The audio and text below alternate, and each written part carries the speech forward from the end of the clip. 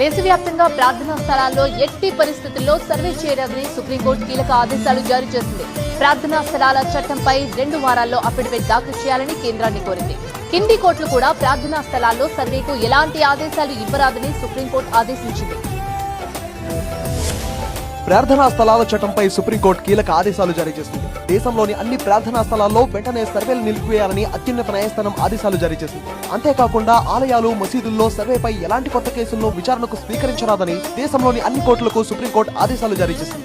1991 ప్రార్థనా స్థలాల చట్టంపై సుప్రీంకోర్టులో కీలక వాదనలు జరిగాయి. Chief justice Sanjiv Khanna, justice Sanjay Kumar, KV విశ్వనాథులతో కూడిన ధర్మాసనం ఈ కేసుపై విచారణ జరిపింది.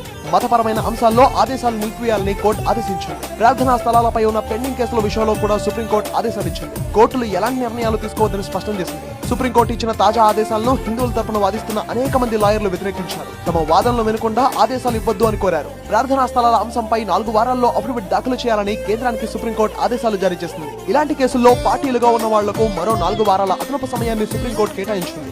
అశ్విని ఉపాధ్యాయ దాఖలు చేసిన పిటిషన్ పై సుప్రీంకోర్టు విచారణ జరిపింది. ప్రార్థనా స్థలాల చట్టంలోని 2, 3, 4 సెక్షన్లు తొలగించాలని అశ్విని ఉపాధ్యాయ పిటిషన్ వేశారు.